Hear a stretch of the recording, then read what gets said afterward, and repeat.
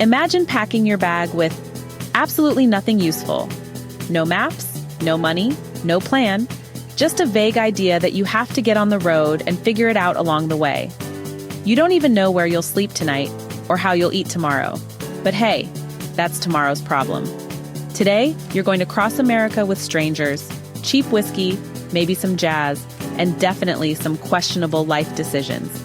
Welcome to the wild, restless, jazz-infused chaos of On the Road.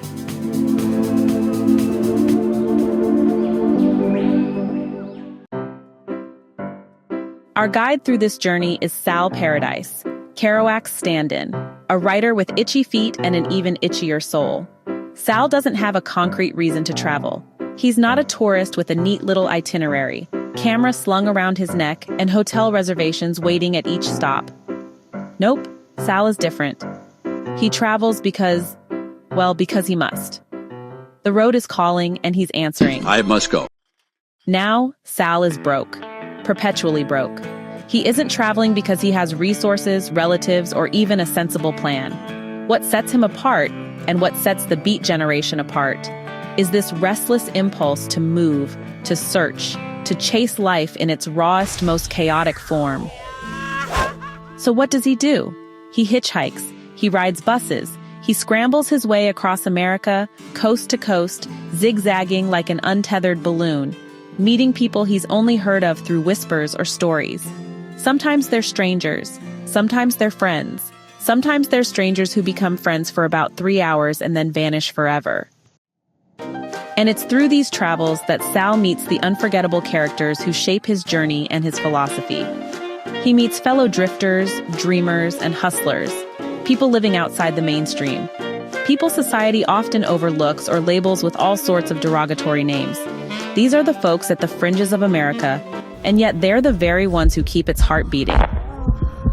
Kerouac uses Sal's wide-eyed perspective to show us a different America. The one humming in jazz clubs, wandering the dusty back roads, sweating on farms, dancing in dingy apartments, drinking themselves silly in roadside bars, and whispering poetry under streetlights. This isn't the America of white picket fences and suburbia. This is the America of improvisation, survival, and soul. And of course, traveling like this isn't glamorous. Sal discovers how thin the line between living and merely existing really is. He learns that destitution lurks just around the corner, that one missed opportunity, one unlucky twist, and suddenly you're begging for scraps or spiraling into madness. But what makes all this worthwhile isn't money or stability or any of the usual markers of success. No, it's Buddyism. That sense of connection with fellow travelers. The conversations, the laughter, the shared hunger, the sleepless nights on lumpy mattresses, the ridiculous adventures with people who are just as lost and just as alive as you are. Kerouac reminds us that life isn't measured by what you own, but by the people you share the road with. At one point, Sal sums it up perfectly. I had traveled 8,000 miles around the American continent, and I was back on Times Square, and right in the middle of a rush hour too, seeing with my innocent road eyes the absolute madness and fantastic hurrah of New York, with its millions of a madness hustling forever for a buck among themselves, the mad dream, grabbing, taking, giving, sighing, dying, just so they could be buried in those awful cemetery cities beyond Long Island City. Now tell me that doesn't sound like New York today, except now instead of jazz, it's TikTok dances. But here's the thing, the Beat lifestyle wasn't about planning for the future. These characters lived like tomorrow didn't exist. Their lives were riddled with booze, drugs, extempore decisions, reckless sex, and a wild sense of freedom that bordered on insanity. They weren't bogged down by society's idea of responsibility, career, or, making something of yourself. And yet, amidst the chaos, there's an undeniable American spirit. Work ethic, resourcefulness, a refusal to stay passive. When Sal and his friends needed money, they worked. When life crushed them, they hustled. When they needed help, they leaned on each other. It was messy, it was reckless, but it was real. Now, if you haven't guessed by now, the book I'm talking about is none other than On the Road by Jack Kerouac, first published in 1957. This book isn't just a novel, It's a manifesto, a snapshot of an era, the beating heart of what came to be known as the Beat Generation. When we talk about literature, we often mention grand eras: medieval, Renaissance, Enlightenment, Romanticism, Victorian, Modernism. And then, in the mid-20th century, the Beat Generation arrived like a slap in the face. Born out of the ashes of World War II, spanning roughly from 1945 to 1965, the Beat movement embodied rebellion, freedom, self-discovery, and the search for meaning in a country that had become obsessed with consumerism and conformity. Jack Kerouac, alongside Allen Ginsberg and others, became its voice. And with On the Road, Kerouac planted the flag for this cultural moment. The Beat Generation's art wasn't separate from life. These weren't writers who clocked out of their day jobs at 5 p.m. and then scribbled by candlelight. No, their art was their life. They breathed it, ate it, lived it, and often destroyed themselves through it. And in that way, On the Road isn't just fiction. It's autobiography, travelogue, and philosophical reflection rolled into one. Thematically, the book is layered. Freedom and the search for meaning. Sal's restless movement across America, well, it really mirrors the post-war desire to break out of cages, both literal and societal. Buddyism over materialism. Kerouac shows us that life's true wealth comes not from possessions, but from companionship and shared experience. The fragility of existence. Poverty, hunger, insanity, and death are always lurking, you know. Kerouac reminds us just how easily life can unravel, and honestly, how close we all are to the edge. The Other America. This book, it really shifts our gaze to folks outside the mainstream.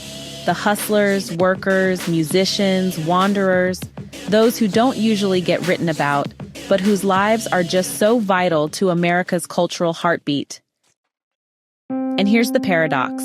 While the Beats rejected society's conventions, they still embodied those core American values of independence, work ethic, and resilience. They weren't passive loafers. Nope, they hustled, adapted, and kept moving. Reading On the Road today is also bittersweet, because honestly, the Beat lifestyle is nearly impossible to replicate in the 21st century. The spontaneity, the cheap bus fares, the wide-open America, it's gone.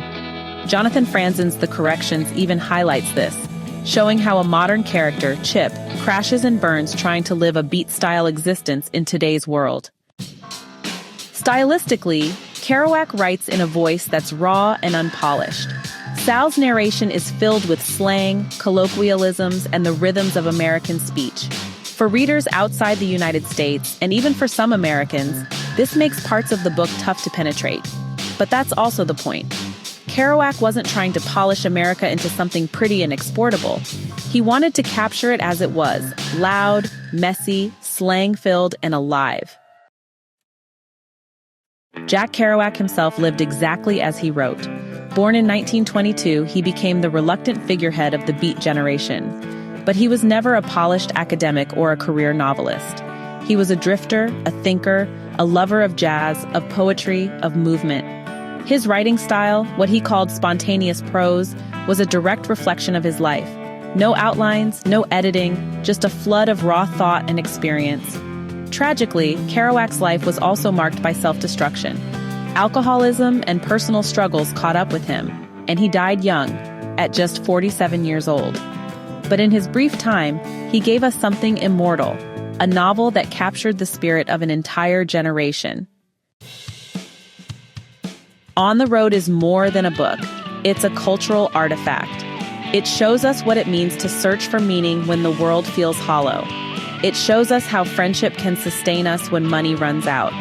And it shows us that sometimes the only way to find yourself is to hit the road.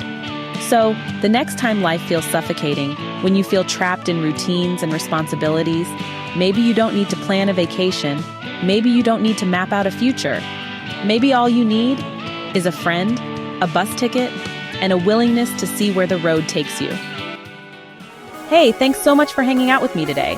If you're interested in diving deeper into this book, I've left some links down in the description. You can use it to grab yourself a copy and keep the adventure going. And if you're in the mood for more great reads, don't go just yet. Click on one of the videos popping up right now that I think you'll love. And don't forget to give this review a like, leave a comment, or even subscribe if you'd like to see more. Every bit of support helps us grow this little community of book lovers. See you in the next one.